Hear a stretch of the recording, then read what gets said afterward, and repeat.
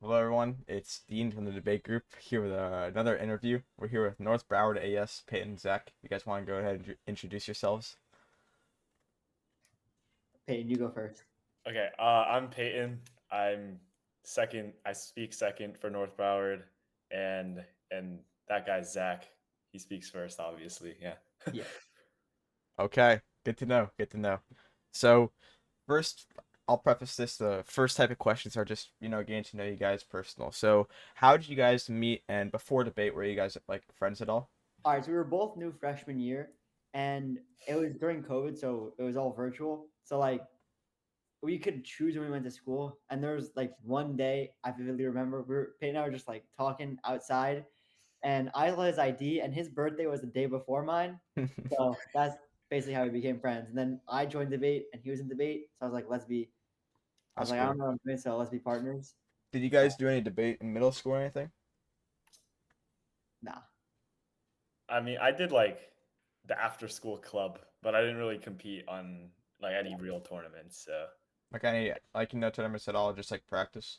yeah, yeah. Yeah, I, yeah. I mean, I barely really knew what was going on. Yeah, and so like do you think like being friends like outside of debate like made partnering be like way easier Um, or did it not have an effect? I mean, I think it has some sort of effect. I mean, like the fact that we were never really like we don't hate each other, we get Hmm. along pretty well. It helps when we're prepping like in between tournaments, when we're traveling together, and even during round we like know kind of what each other are thinking sometimes. And we get along pretty well. There's no like significant problems that Yeah, happen. yeah. And like when you guys first started partnering, like what is one thing like did you like first of all, did you guys like get better and progress together or like more individually? I think I think a little bit of both. I mean, I think initially Peyton helped me progress. Like he kind of showed me the ropes. Like real initially, my flows into it were really bad. We had a scrimmage against these two kids, and like my flow was just absolutely atrocious. And Peyton kind of was like, "You need to flow like this." So I was like, "Okay." So he helped me with that, and like just like arguments and the different terminology and stuff like that to get me kind of acclimated to debate because he had some experience before, and I was basically brand new. Yeah. Yeah, yeah. And to end this section off, what topic did you guys enjoy the most? Like out of like Anything. all 4 years of debate. Yeah. Oh man. HSR. HSR. I think mine. I really liked the West Asia topic. I thought it was pretty good. I like Yeah. West. Yeah. That's a good one. Okay. So now these next questions are more about like partner cohesion, like what you do inside a round. So like first, do you guys like prep together? Does only one of you prep and like what effect does this have?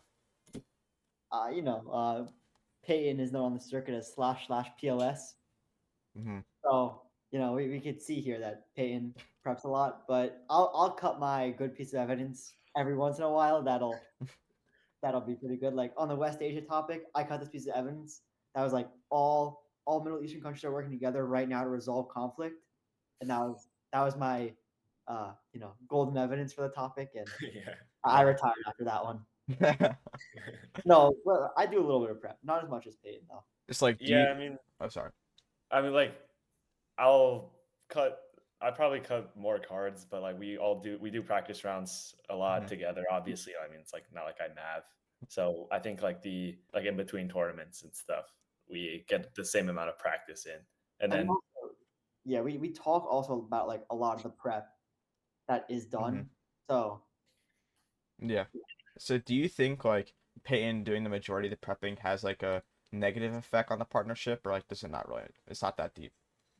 I don't think it's that deep. Like, I mean, basically what will happen is, we'll have our cases and we'll have locks, and then like days coming before the tournament and stuff, we'll just go over it. I'll be like, here's this argument. Make sure to like, like the new specific nuances of X argument, how to frontline this, you know, like the back half strategy of certain arguments and like the weighing implications you can make. So we Yeah. kind of hand those out. Yeah. And so like inside of rounds. Oh, sorry. I got the analytics part of it. Oh, There's oh, times yeah. I've come up with some like really good analytics. Yeah. Yeah. I've heard that about you. But like inside of round, like, do you guys like ever disagree about like the back half strats? And like, if you do, Yeah. like, how, Um, how do you solve that? How do you solve that? so it's funny. There was this one time at TOC. Um, so we were debating this team, and we were we second? I think we were second, Yeah, right? we were second. We were completely out of prep. No Completely prep. out of prep, right? So Zach, because like I think we were pretty ahead on the flow. So Mhm. Zach went for two arguments in summary, and then I went for the wrong one in final. Oh. It was very, very questionable, right? Yeah. It doesn't really matter. It's kind of like long-winded story, Hmm. but basically, it's just like sometimes there'll be times where we don't get the chance to kind of like talk things out, and then, but usually there's like we get to like kind of go for the same thing that we both want to go for. Yeah.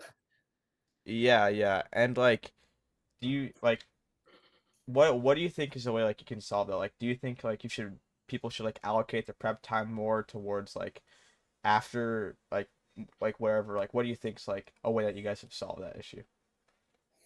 Um.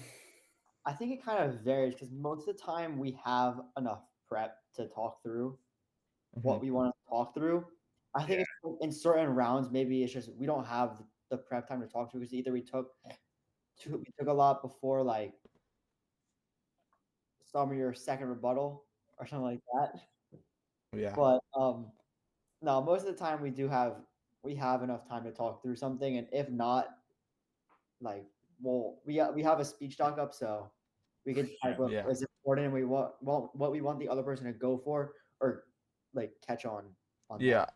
Yeah. Like on that note, do you think like having a speech doc can be like really beneficial, like to the point where like I don't know if like does Peyton ever like write stuff down for you in summary, or like if you're out of prep, like does it help you guys a bunch? Yeah. So this kind of is what we do, like in terms of like back half strategy and stuff. So, like if we're first, after second rebuttal, we'll take Mhm. like a couple, like maybe 20, 30 seconds of prep time and then talk about the collapse strategy. And then Zach will work through, like what he wants, like the front lines, and then the response defense he wants to extend on their case. And then after the crossfire, we'll like kind of go through everything if he has questions, and then we'll type weighing together so Mhm. we can have like both of our minds kind of working together on the weighing. If Yeah. on the Doing doc. it that way, it makes it easy because in final, it's like Peyton knows we both know each other's thought process and what we wrote down, so we know like Hmm. what implication we're making off of it and what the utility what the utility of that response is. Yeah, Yeah. exactly. So like what's like one like piece of advice you can give to someone that like how they can improve cooperation with their partner like during the round? Um, just like do practice rounds together. It's really help. It sounds simple, but like the more experience you have debating with someone, the more kind of like like the more your kind of debating style fits in with one another, so you kind of know what to go for, and like know what responses you want to do, stuff like that. Also, Yeah. I think Hmm. talking through like your arguments and blocks and things like that, and just like kind of theorizing about it is Yeah. all because like there's been times where, like we'll be in class or whatever, and Peyton will say something or I'll say something to Peyton. I'll be like, oh yeah, like, and then you could say this and then Hmm. that and Yeah. that kind Yeah. of stuff. So Exactly. like, do you think like this is tailored for Zach because your first speaker like does sometimes Payne ever like say something in rebuttal you don't agree with, like maybe a bad response, and like if so like what's like your what's your plan for that? Because I know like it's not gonna be perfect. Like. Yeah, no, there's been some times where like Peyton's read a response and I was like, these both like contradict each Hmm. other. So I'm like, if they catch this, it's bad. But there's always some way to like wiggle out of it, or there's another Yeah. response you go for that's the same, Hmm. or they miss something in the nuance of that response, so it's not like directly contradictory. So like Yeah. I'll see him after, I'll be like, these kind of contradict. I'm thinking of saying this, and then he'll be like, yeah, or and at this or no, say this instead, Hmm. and stuff like that. So it's just kind of like talking through it, like I remember at one of our tournaments, like the thing is, that we don't get mad at each other, so it makes it easy because you know that your partner's not gonna be mad at you for making a mistake or Yeah. doing something that's not the best. Like Mm-hmm. in one of our rounds, we had like 2 lay judges and one tech, or one tech, one flay, one lay. I don't remember the Yeah. exact breakdown. And I got this was back when I used to second speak. I got super spread thin, so I missed their fourth contention, and I just didn't have time to cover because it would have been too fast. Mm-hmm. But what happened was Payton clutched up, and he did a lot of weighing on that argument. Yeah. So it ended up working out in the end. But I think that might have been like one of the biggest mistakes I made. But you can't. I don't know. I don't think you should get mad about it because it's one round. If you get mad Yeah. for one round and it just you guys start fighting, it's gonna mess up the rest of the tournament. So Yeah. I Yeah, exactly. take it one round at a time. Yeah, Yeah. that's really insightful. So these next questions are just like about the back half and stuff. So in prep time, right? Like, do you always like plan out final focus and summary, or like how do you allocate your like prep time usually? Like if you're pretending to do a round right now, like what's like your usual time allocation? Well, okay, so I mean, obviously depends on if we're first or second. But if we're first, we like unless it's like something weird, we never take prep for first rebuttal. Yeah. I mean, even if I don't have a response to something, I'll have Zach type analytics to it during my speech or just whatever.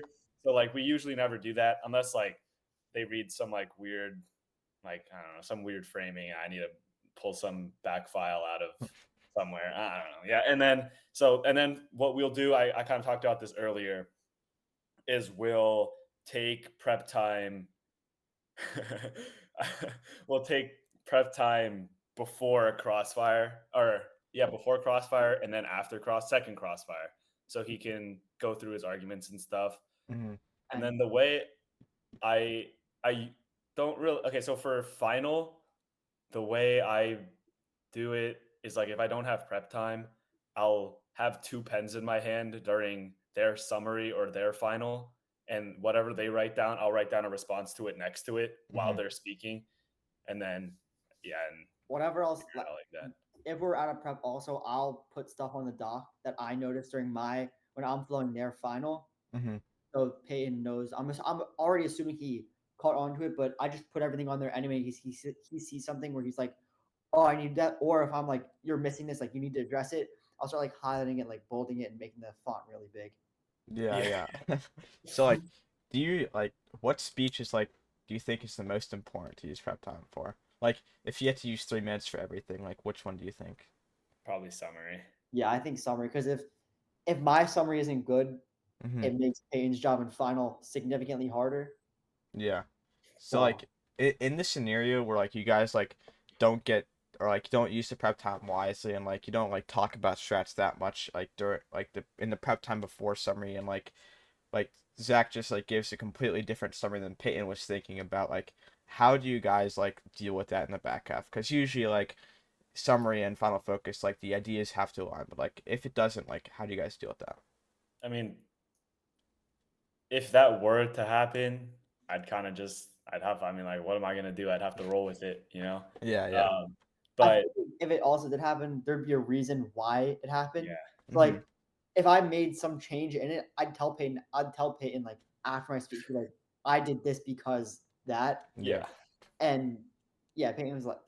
He's like, you just gotta go with Yeah, I it. mean, like, it's not like you can go back in time or anything, so Yeah, kind he of just gotta roll with it. Just adaptive, yeah. be like, bro, what was that? And then move on. Yeah, yeah. So, like in the front half and rebuttal, right? Like, do you guys like usually have a back half in mind, like Peyton specifically, like when you're giving like let's say a first rebuttal, like do you really think about that much, or do you just like kind of just like respond normally? Okay. Okay. Sometimes what I'll do is like if I'm going through a team's wiki, or I Mm-hmm. guess during prep time after they read case, if I'm like, dude, like one of they're like C2 or something sucks, or like we Mm-hmm. have really good weighing against their C2, I'll undercover it. We'll spend, or not like undercover it, but I'll read more responses on the other arguments, kind of just to like, you know, Yeah. get them into reading it. But I Mm-hmm. mean, most of the time it's just like, we just Yeah, go with the and flow. like, do you usually like think about like the like not really the back half implications, but like how well like you can weigh like a turn or a like any sort of response that you read, maybe a diss or a turn. Like, do you usually like take that into account while you're reading a rebuttal, or do you just like you said, like just try to push them around? Yeah, I mean, like, there's some turns that we have in the block file, like usually Mhm. that I'm like, oh, I really like this one, like this one's clean, Oh, and then that's some of fun. them, Limits turn. yeah, and then some of them I'll just like some of them suck, and I'll read them anyways, just because like just to have them frontline something, you know. Yeah. But like I'll I'll spend more time on the like weighing implication for the ones that I think are good and can are like actually round winning. And Mhm. then for the ones that are like slightly less round winning, I'll spend less time on them. I mean, like I don't think it's worth reading a turn or reading defense that is like you absolutely cannot win a round off of it. But you know, if there's something that like you could, if they mess it up, then I think it's still worth reading just to make sure they're kind of going Mhm. through, and Yeah. getting it. And for like, let's say like for Grand Cross, right? Like, what do you Yeah. like? What's usually your strategy for that? Like, do you have Peyton do all the talking, Zach do all the talking, like both? Like, what's up? It kind of varies, I feel like. So, okay. What we'll do during Grand is like if there's something that's really bothering me that like is really stupid, like and I like need to, then I'll just talk the entire time, and I kind of feel bad. Yeah, my bad. But this is back. But like I'll just really press them on something. But if it's like just a lighthearted a grand cross, Hmm. then whatever. We're just Also, like we're both talking. yeah, we'll just both talk. That really happens. That like one of Yeah. us needs to do the whole thing, and also it's like I think grand cross is like criminally underrated as a speech. So like if you're first and their second summary reads some piece of weighing that is extremely like weird, Hmm. but like you think like some piece of weighing that you don't really understand, instead of just like screwing around in Grand Cross and being like, hey, can I just take a minute of prep or whatever, you should what I do is I just like ask them about it, because Yeah. you get the next speech to respond to it. So if you lay the foundations of what you're like you can start responding to it in Crossfire and then expand Mhm. upon the ideas that you're laying down in the cross. I don't know if the judge listens, but You can like also also like helps your mind Yeah. process. there's times also when you can always get like concessions out of them because it's so late in the round that they're just like not thinking about it. They're thinking about Yeah. like Yeah. something else. So there's some times where if you're lucky, you could get a concession out of them in Grand Cross. Yeah. Yeah. Well, thank you guys. That's all the questions I have for y'all. Well, very insightful. Okay. See you Thanks, guys Dean. next time. Thank you. See ya.